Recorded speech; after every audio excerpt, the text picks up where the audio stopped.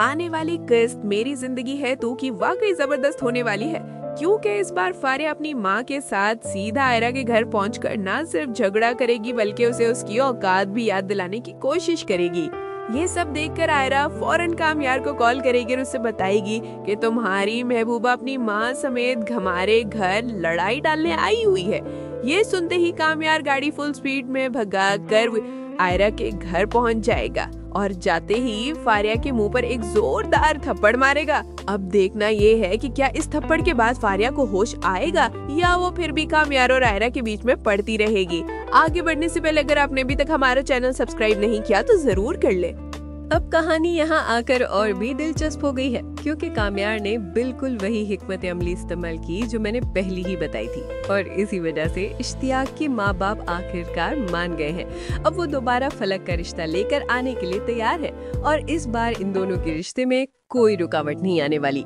फलक की माँ को भी ये समझ आ गई है क्या उनकी बेटी का दिल इश्तियाक की तरफ माइल है, इसलिए वो इरफान डॉक्टर को मनाकर समझा देंगी कि असल मसला सिर्फ गलत फहमी थी जो अब दूर हो चुकी है। वो उन्हें कहेंगी कि फलक भी इसी रिश्ते की ख्वाहिश रखती है, और यही बात सुनकर इरफान भी अपनी बेटी की खुशी को देखते हुए इश्तियाक की फैमिली को एक और मौका देने पर राजी हो जाएगा। उधर जैसे ये खबर कामयार तक पहुंचती है, वो फौरन आयरा को कॉल करता है। आयरा को लम्हे भर के लिए लगता है कि शायद कामयार फिर उसके घर के दरवाजे के सामने खड़ा होगा, लेकिन जब वो खिड़की से झांक कर देखती है तो वहाँ कामयार नहीं होता। ये देखकर उसे थोड़ा अच्छा महसूस होता है कि वाकई इस बार कामयार ने उसकी बात को संजीदगी से लिया है। फोन उठाते ही कामयार खुशी से कहता है, आयरा देखा, आज मैंने सही मायनों में चौके पे छक्का मार दिया है। मानता हूँ कि मैं जरा टेढ़ा इंसान हूँ, गलतियाँ करता हूँ, लेकिन मैं उन्हें सुधारता भी हूँ। तुम बस देखती जाओ, सब कुछ ठीक कर दूंगा। मैंने इश्तियाक और फलक का रिश्ता तो सीधा कर दिया है और बहुत जल्द तुम मुझे उन दोनों की शादी में इनवाइट करोगी। इसके अलावा वो सारी बातें जिनके बारे में तुमने मुझे कहा था कि ना करूं, वो भी अब छोड़ दूंगा। तुम देखना, मैं तुम्हें कुछ बन कर दिखाऊंगा। जिस पर आयरा बस इतना कहती है, ठीक है, जब करोगे तब देखेंगे, अभी फोन बंद करो। फोन काटने के बाद आयरा के दिल में एक अजीब सी खुशी पैदा हो जाती है। उसे महसूस होता है कि शायद पहली बार कोई लड़का उसके लिए खुद को बदलने की इतनी कोशिश कर रहा है। कामयार अपनी बुरी आदतें छोड़कर सही रास्ते पर आने की कोशिश कर रहा है, और चाहे आयरा को इससे मोहब्बत हो या ना हो, मगर उसके दिल में कामयार के लिए एक नरम सा गोशा जरूर बन चुका है। लेकिन यही नरम गोशा तोड़ने, मरोड़ने और पूरी तरह जलाकर खत्म करने के लिए अब फारिया अपनी माँ के साथ कामयार की माँ के पास पहुँचने वाली है। और इस सब में किसी और की नहीं, सबसे बड़ी गलती खुद कामयार की है।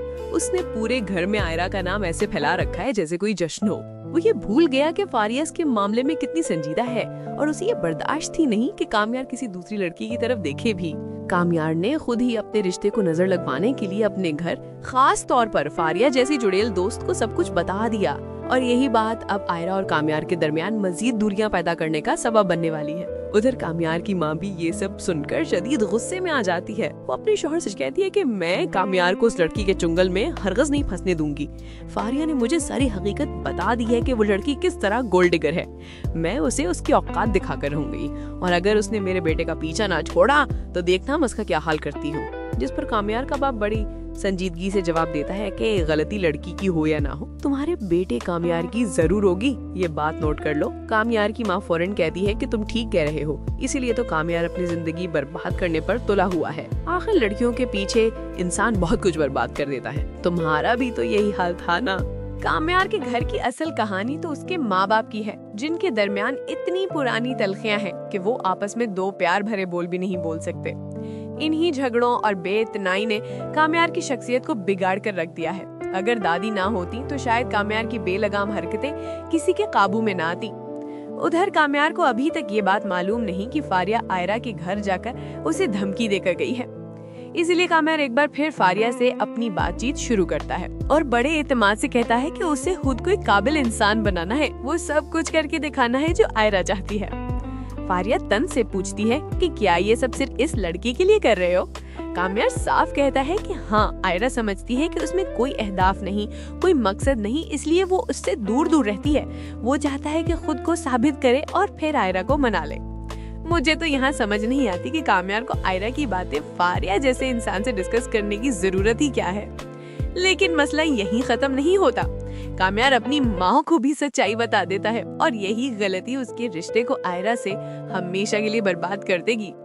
फारिया भी काम्यार को आयरा के लिए इतना ज्यादा पुरजोश देखकर परेशान हो जाती है और फौरन काम्यार की माँ के कान भरने पहुंच जाती है। वो कहती है कि आपको नहीं पता वो लड़की कितनी चालाक है, वो तो बिल्कुल गोल्ड डिगर है। इसे समझाने की एक कोशिश मैं तो कर चुकी हूँ, मगर उसे कोई फर्क नहीं पड़ा।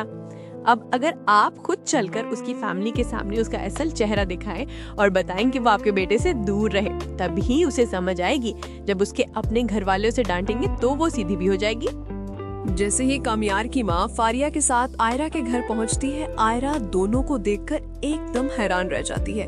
वो फौरन गुस्से में पूछती है कि तुम लोग मेरे घर क्या लेने आई हो और कैसे अंदर घुस आई। फारिया फौरन तेज लहजे में जवाब देती है कि यही है वो आयरा जो हमारे काम्यार के पीछे पड़ी हुई है, उसके पैसों और दौलत की लालची है। यहाँ काम्यार की माँ भी पीछे नहीं हटती, वो आयरा को सख्त अल्फाज सुनाती है और फारिया भी मौका देखकर 2-4 बातें आयरा को सुना ही डालती है। बात सिर्फ आयरा तक नहीं रहती, बल्कि उसकी फैमिली को भी जलील करने की पूरी कोशिश की जाती है, जिससे माहौल और भी खराब हो जाता है। मुझे लगता है कि इसी दौरान आयरा बर्दाश्त से बाहर होकर अपने कमरे में चली जाएगी और सबसे पहले काम्यार को कॉल करेगी। वो सख्त लहजे में कहेगी कि अगर तुमने यही हरकतें करनी थी तो पहले अपनी फैमिली को समझा लेते। तुम्हारी महबूबा और तुम्हारी माँ मेरे घर आकर मेरी और मेरी फैमिली की बेइज्जती कर रही हैं और उल्टा मुझे कह रही हैं कि मैं तुम्हारे पीछे पड़ी हूँ। तुमने उन्हें ये नहीं बताया कि असल में तुम मेरे पीछे फिर रहे थे। काम्यार फौरन घबरा कर कहेगा कि माँ और फारिया तुम्हारे घर पहुंच गई हैं, तुम परेशान ना हो, मैं अभी आता हूँ और सब कुछ ठीक कर दूंगा, बस मुझे एक आखिरी मौका दे दो। लेकिन आयरा इस बार बिल्कुल भी नरम नहीं पड़ती। वो कहती है कि तुम सिर्फ बातें कर सकते हो, अमल तुमसे कभी हुआ ही नहीं। तुम वही बातें करते हो जो तुम्हारे फायदे की हो, वरना तुम्हारी जबान कभी खुलती नहीं। अब अपने घर वालों को समझा देना कि मेरे घर के आसपास भी मत नजर आए और खास तौर पर तुम भी अब मुझे दिखाई मत देना। मुझे लग रहा है कि यहाँ से कहानी का सबसे बड़ा धमाका होने वाला है, क्योंकि काम्यार फुल स्पीड में गाड़ी दौड़ाता हुआ सीधा आयरा के घर पहुंचेगा और जैसे वो देखेगा कि फारिया और उसकी माँ आयरा और उसकी पूरी फैमिली की बेइज्जती कर रही हैं, तो काम्यार एक लम्हा भी नहीं लगाएगा। मुझे पूरी उम्मीद है कि वो वहीं फारिया के मुंह पर एक जोरदार थप्पड़ मार देगा और गुस्से में कहेगा कि तुम होती कौन हो मेरे साथी मामलात में टांग अड़ाने वाली, मैं किससे मोहब्बत करूं, किससे शादी करूं, कहाँ जाऊं, ये सब मेरा मामला है। तुम कौन हो कि मुझे और मेरी माँ को ये बताने वाली कि मुझे क्या करना है और क्या नहीं। वो अपनी माँ से भी सख्त लहजे में कहेगा कि पहले आप अपना रिश्ता संभाले, मेरे रिश्तों पर सवाल उठाने की जरूरत नहीं है। जब बचपन से आज तक आपने मुझे कभी अहमियत ही नहीं दी, ना मेरे बारे में फिक्र की, तो आज अचानक मेरे फैसलों में मुदाखलत क्यों कर रही हैं आप दोनों दोबारा आयरा के घर या आयरा के आसपास भी नजर आई तो मैं बर्दाश्त नहीं करूंगा। डांट खाकर फारिया तो वहीं से निकल जाएगी और काम्यार की माँ भी शर्मिंदा होकर फौरन वहां से चली जाएगी। लेकिन ये सारा मामला आयरा के पापा तक भी पहुंच जाएगा। वो आयरा को सामने बिठाकर संजीदगी से पूछेंगे कि आखिर चल क्या रहा है। अगर तुम्हें लगता है कि उस लड़के के साथ मुस्तकबिल है तो साफ साफ बता दो, ताकि ये रोज रोज का झंझट खत्म हो। आयरा फौरन कहेगी कि पापा ऐसा कुछ भी नहीं है, वो लड़का मेरे पीछे लगा हुआ था, मैंने कल उसे साफ साफ समझा दिया था और वो दूर भी हो गया था। पता नहीं आज इसकी फैमिली क्यों आकर हमें बातें सुनाने लग गई। मेरा और उस लड़के का ना कोई रिश्ता है और ना कभी होगा, इसलिए आप बिल्कुल परेशान ना हो। ये सारे वाकयात आयरा को अंदर से बहुत हर्ट कर देते हैं। इसमें ना फारिया की गलती है ना काम्यार की माँ की, असल गलती काम्यार की है।